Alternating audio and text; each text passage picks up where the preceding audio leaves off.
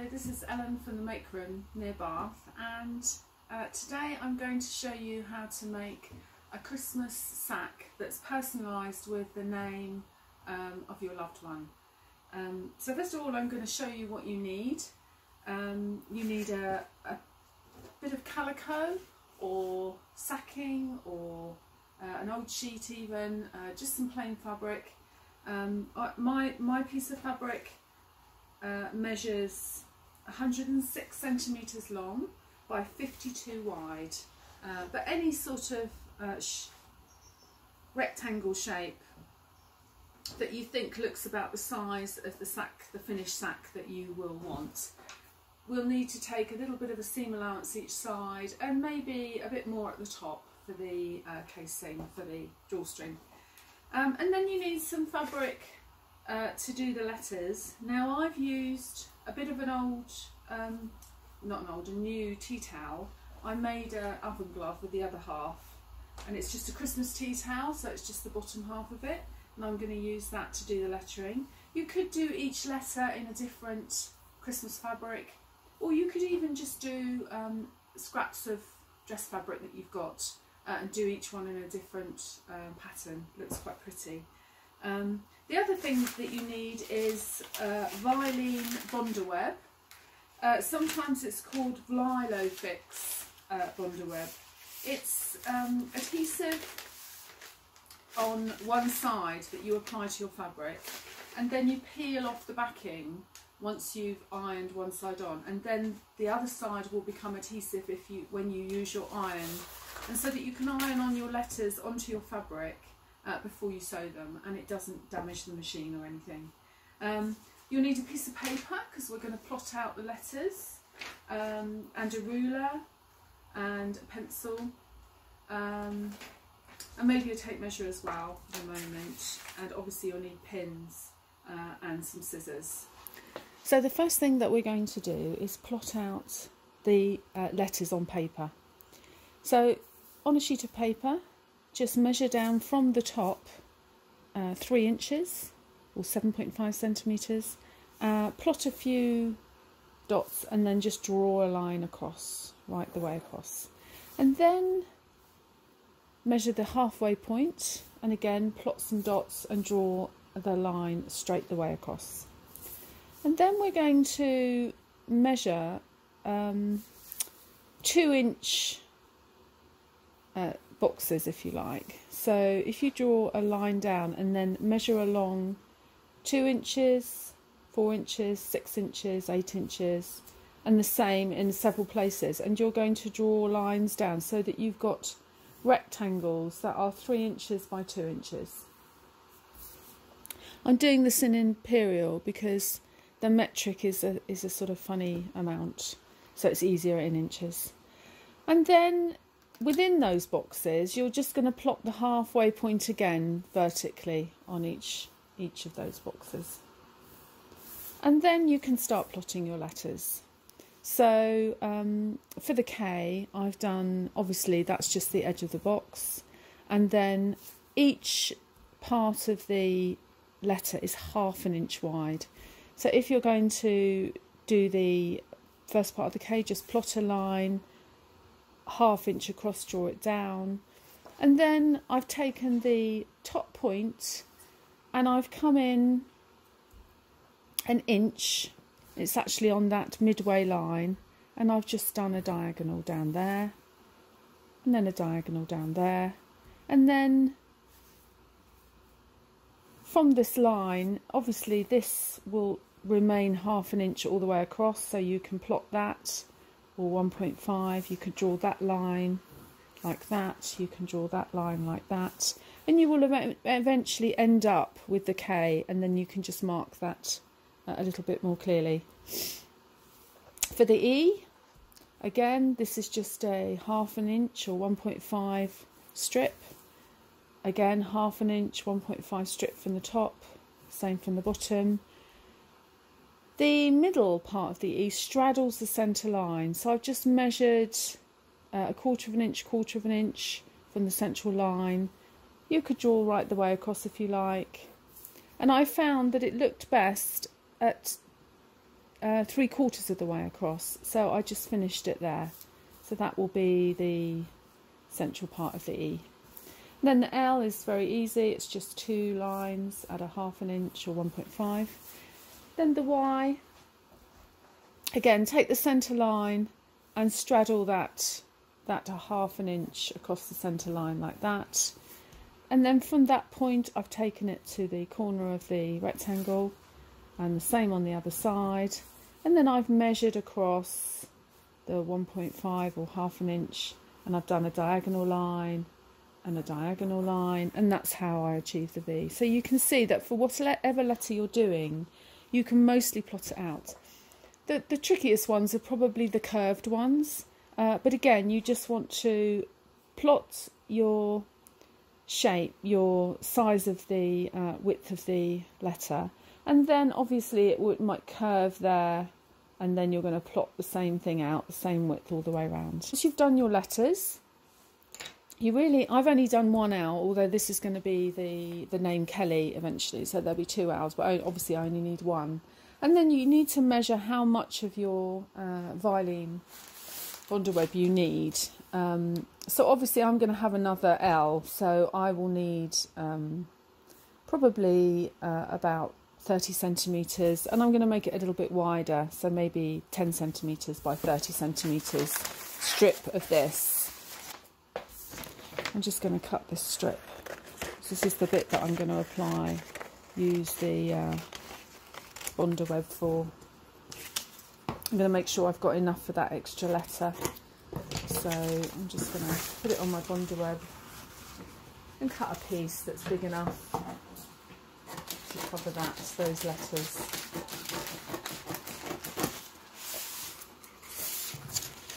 Don't have to be too accurate, it's really just to get a piece so you know how much fabric you're going to need. And then I'm going to apply that to the back of my fabric. Make sure that you've got the pattern, you know, vertically when you do this, so that it's not, because your letters have all got to be straight. And I'm just going to apply it with the sticky side. That's smooth, that's slightly rough. I'm just going to apply it that way up onto my bit of tea towel. I'm going to put a couple of pins in just so it holds it while I stick it on with the iron. You need fairly hot iron, probably on cotton, for a few seconds to make that stick. So when you iron it on, don't iron over the pins, just take those out. Just iron around them to start with, just to get it to adhere, and then you can take the pins out and iron the rest on, and you can see that it's stuck on. And then I can just stick my letters onto the fabric, but obviously if I do it that way, they're going to be upside down. So now I have to work from the right side of the fabric. So I'm just going to cut that strip out.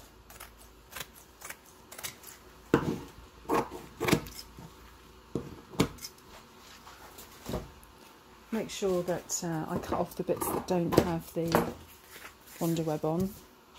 And I'm just going to pin on my letters.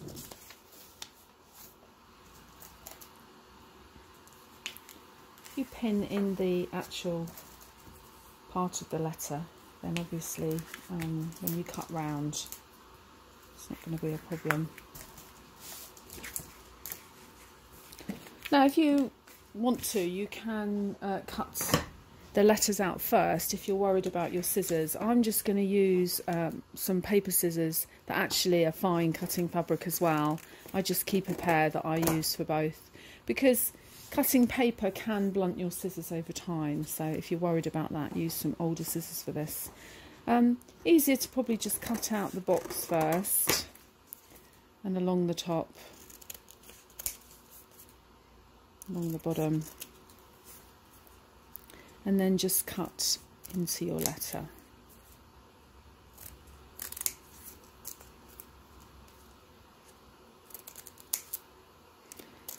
Maybe if you might get confused, you might want to put it into bright felt tip pen, the actual letter shape, because I've left all my gridding lines on here, but I can see. So that's the K. And then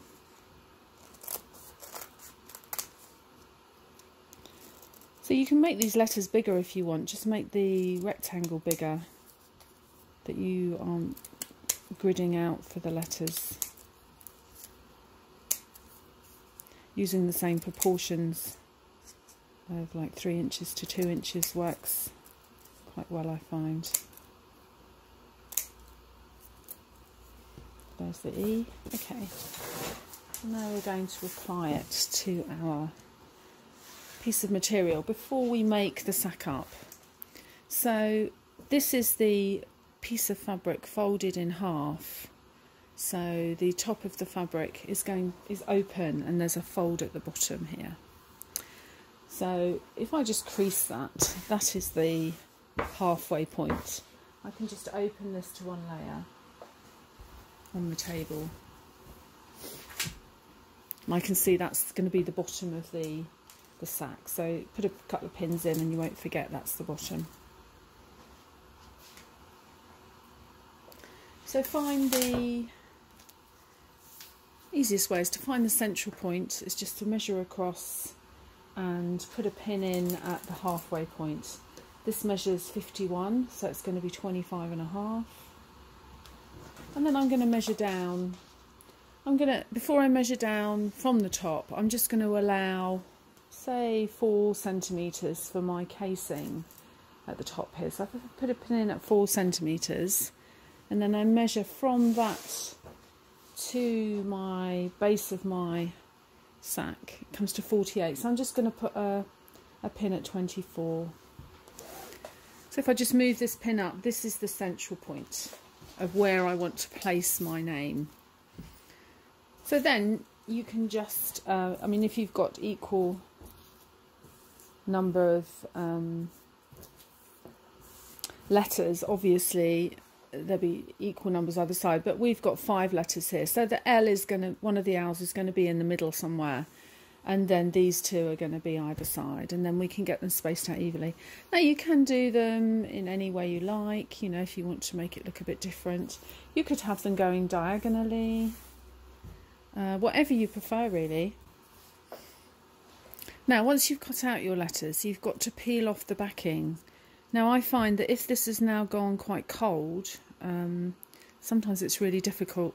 So maybe worth just going over and repressing them, and when they're warm it's easier to pull off the backing. So the other thing that sometimes works is to get a pin in between the layers, and then you can get that backing off. Whatever works for you. Let's see, and peel it all off.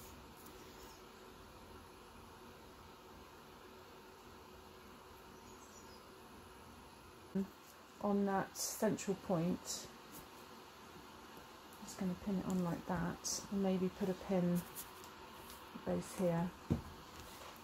And I measure up how far that is from the crease. It's 21, so if I put my tape measure on 21 on the crease, I can position the others so I know that they're the right level from the base, like that. Now we're going to iron these on now, so you know, you could just put pins in the very extremities of the letter like this, pointing away, so that, you know, your iron isn't going to get onto the pearl heads. So I'm happy that they're all in the right place. I'm going to go and adhere those on with the iron. So again, on the cotton setting, it'll probably be about right for about 8 seconds is what it normally takes to adhere, and that should be then nicely stuck.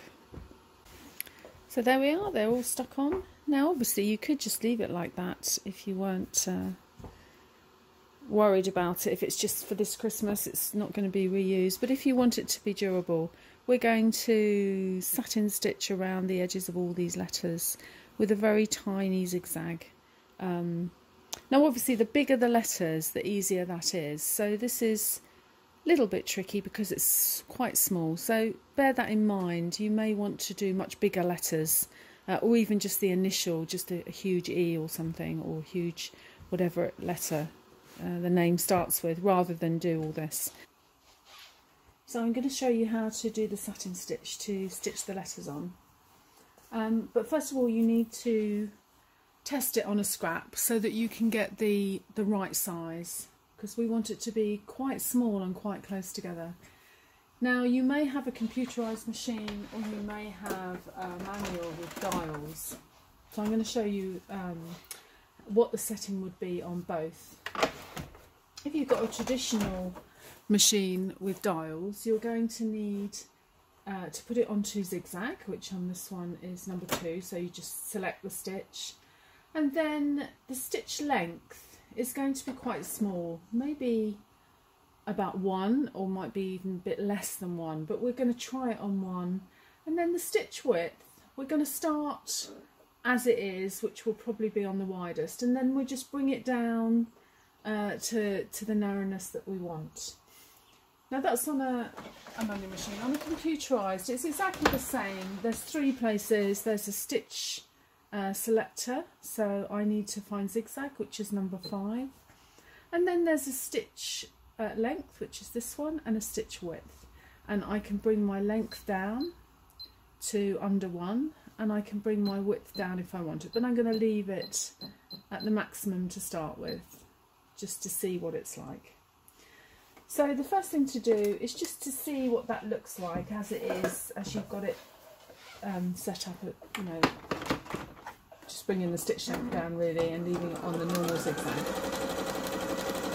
I've done it on a different colour so you can see what it looks like. So you can see that's, well, it's a little bit wide, I think, for my letters, and I might want it a little bit closer together, so I'm going to bring my stitch length down a little bit more. I'm at 0.7 now, so on the traditional dialed machine that would just be even closer to the 0. And then I'm going to bring my stitch length down as well. Things just fallen out. Just put that back. So I'm going to bring the width of my zigzag down. So I'm going to reduce it to maybe 2.5 and see what that's like. I'm on straight stitch because it switched itself off. So go back to 5. I'm going to bring the stitch length down to maybe 0.7, and I'm going to bring the width of the zigzag down a bit as well, just see what that's like. Now that's probably a bit too small now. Can you see? It's lovely and neat, but it's very small for what I'm doing. So I'm going to bring the width of the zigzag up a bit more. So I'm going to bring it to about 4, see what that looks like. But still the stitch is quite close together. But yeah, that looks about right. Now don't worry that this is drawing the fabric in. It won't do that on this because the bonder web will have stabilised the fabric, and you've got the thickness of the material behind as well. This is because this fabric's a bit thin. So anything that we applique on has normally got interface on it which stabilises it. But that's the right sort of width and closeness, I think, for what I want. So the first thing to do is to start on the foot, whichever letter you want to start on, but don't start in a corner, start along one edge, and then put your foot down in the angle you're going to go, and just with your hand turning the flywheel towards you, you're going to see where the zigzag's going on your letter. So I'm going to keep bringing it until it starts doing the zigzag. There we are. And I want it to just clip the side of the letter when I'm going to the right. So if that's in the right place, that's fine. But if not, just lift your pressure foot up and position it so that it's correct. And then we can start sewing. So we're just going to go down the side of that Y. And then we're just going to turn it a little bit as we go down towards the point. Now don't overshoot. If necessary, stop before the end of the letter and do a few by hand until you're in the right place. And you're going to need your needle over to the left to turn a corner. So I've got it to the left, I'm going to turn my work and then go across the bottom of the Y. And again, don't overshoot. I think that's okay. Keep it to the right, turn it again. And we're going to be going up the other side of the Y. As it curves, I'm just going to turn it a bit here. And again, don't overshoot the top, just stop and do a few by hand to your needles where you want it to be. Lift and turn. Across the top, Don't overshoot.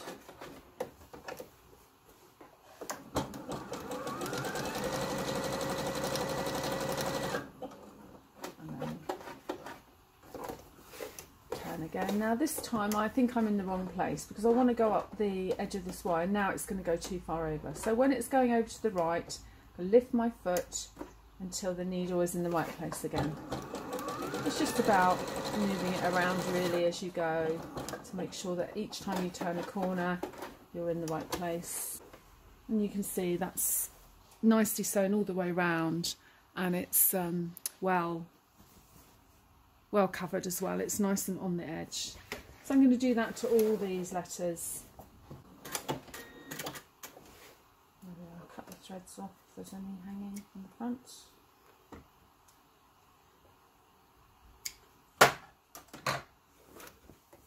There we have it, nicely sewn on. So I folded it back so you can see that Kelly's nicely in the middle, but we need to sew the sides together. So this time we need to turn it inside out. So we're going to put the right sides together. So fold it the other way so that the name's hidden, if you like. And then just put some horizontal pins in just to hold the edges together.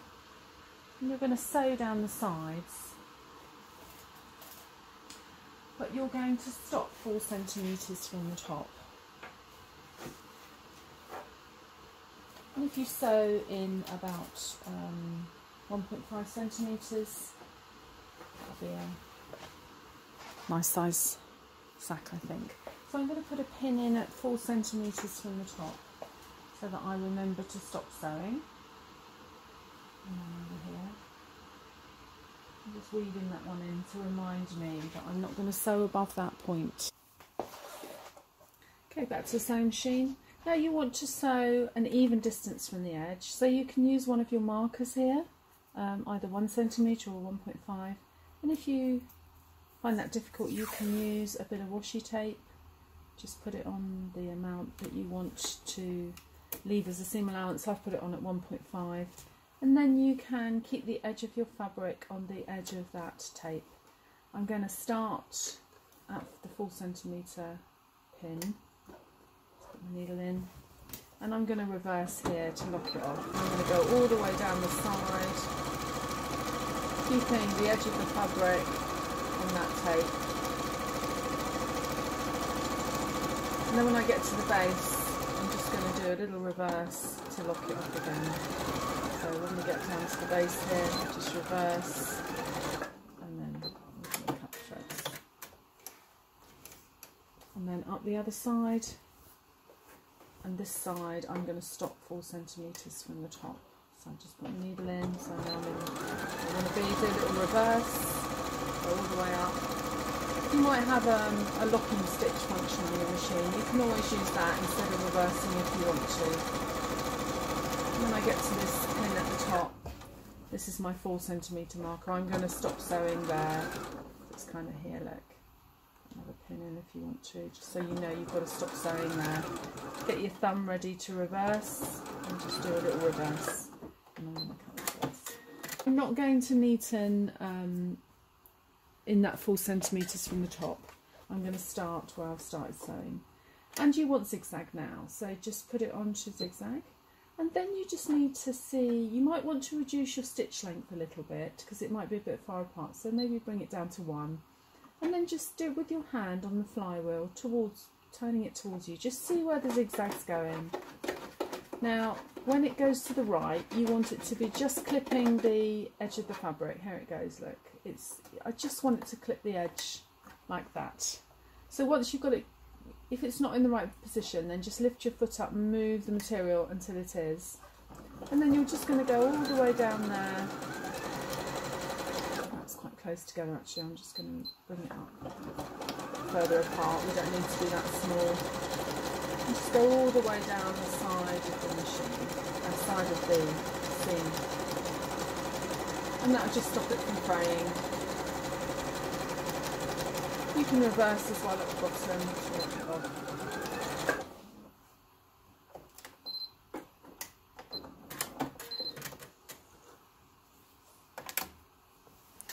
And that will just be zigzag. Oh, you can't see that very well, but it's just neatened it along the edge. Now you want to press these seams. Now if you've got a sleeve arm, that's quite useful, or you'd have to, if you didn't, just put it along the base of the ironing board, but a sleeve arm just gets in a bit further. I'm just going to use that and just press that seam to one side. Flat all the way down, and again on the other side.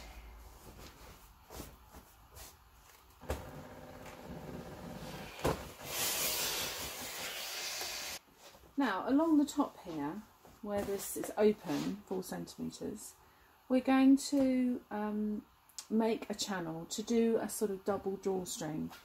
So first of all, just turn under those edges and then just fold and fold again so that you're coming to the base of that 4 centimetres. That's like a 2 centimetre and a 2 centimetre fold.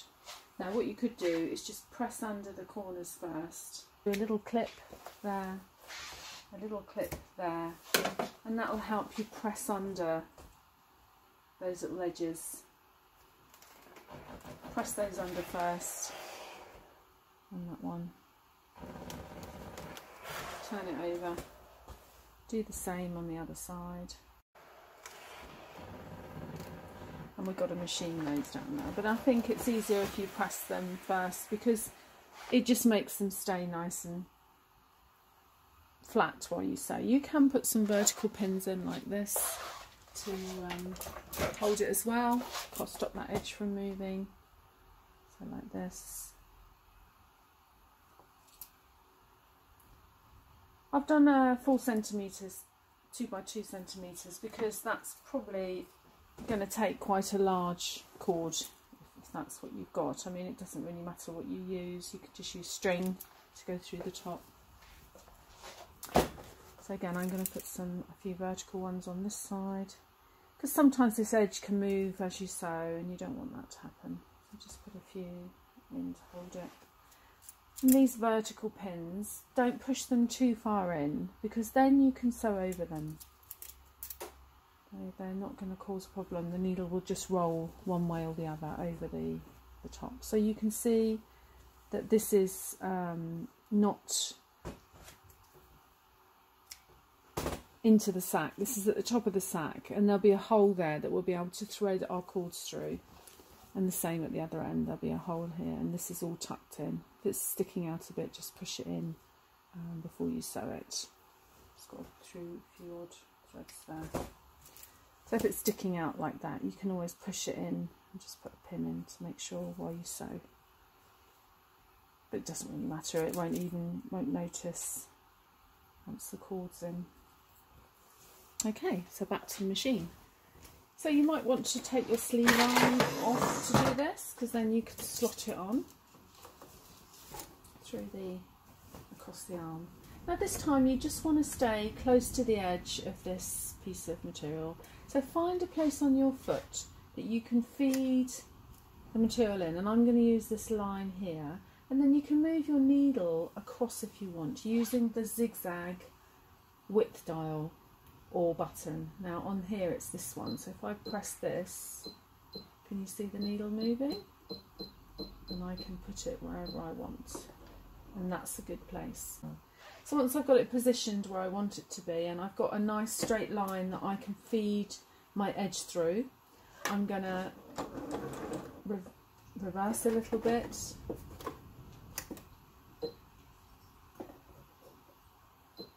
Sorry, I was on the wrong stitch, I was on zigzag. Reverse a little bit, and I'm going to go all the way along to the other end and reverse at the end.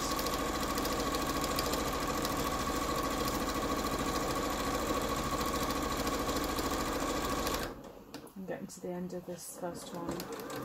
Just get my thumb ready to reverse, and then just cut it. And go over to the next one. Reverse it at the beginning, spin the fabric round.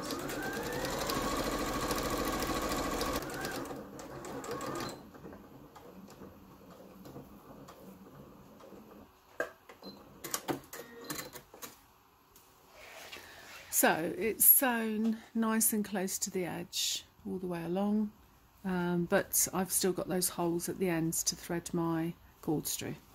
So I'm going to take the pins out now and go back to the table. So I've turned the bag through to the right side and given it a press. But before I put the cords in, I think I'm going to have a bit of fun and decorate it a bit more. So you can do whatever you like now. I've got a bit of rickrack here that I might put around the top, maybe even 2 rows. Got some pretty green, that'll look quite nice. Put it right all the way round.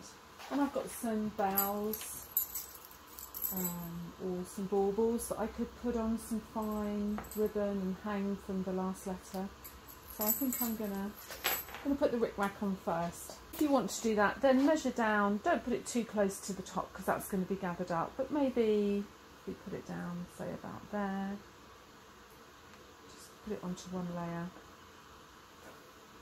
And then just measure down from the top to make sure that you've got that straight, and then apply the next piece.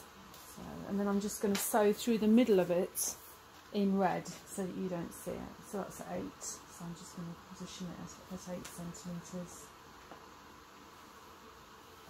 all the way around.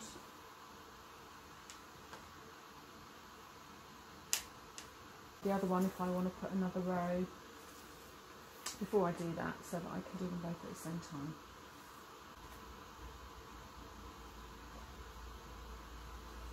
Probably sew the green one with some green thread, just so it doesn't notice. You could do white, I suppose. We've got. Okay, so I'm going to go and sew those on. So I've sewn the rickrack on, and I've sewn on a couple of baubles with some ribbon attached, and I'm just going to put a bow over those just to cover up where they're sewn. Okay, so I'm going to use string to go through the top of this sack because I think this is too narrow a channel for 2 pieces of piping cord. So I can push this right into the bodkin and then thread it through, push it around. It's quite slippery as well, so it would go through even easier.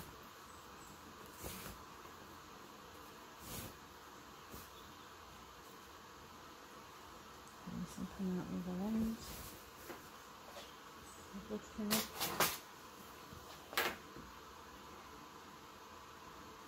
As you can see, I've got 2 cords coming out one way and 2 cords coming out the other. So I'm just going to make sure they're the same length, both sides. Now, if you wanted to, you could threadle some bells onto those. They're nice. Just put a bell on, or you put a bell on once on the very ends of them, but I'm going to tie them in a knot either end like that. Maybe I'll threadle a bell on. Why not? Let's put one on. See if it will go on with the gauge because I'm easy. That's a nice little added feature for Christmas. And then when you pull that, it's going to close up.